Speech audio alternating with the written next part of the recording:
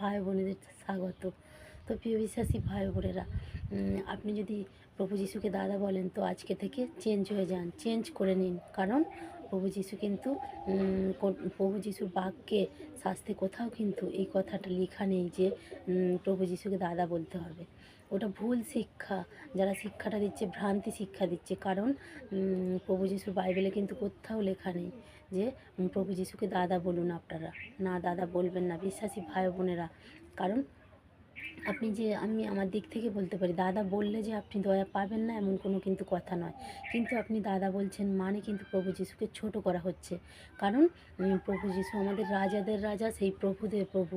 প্রভু যিশু আমাদের মহান প্রভু যিশু, সে সবার উপরে থাকেন, রাজাদের রাজা, প্রভুদের প্রভু। তাই সম্মানীয় ব্যক্তিদের আমরা কী করি, যারা সম্মানীয় ব্যক্তি তাদের কিন্তু আমরা উপরে যারা থাকে তাদের সম্মান করি, কিন্তু সেই হয়তো আমাদের প্রভু।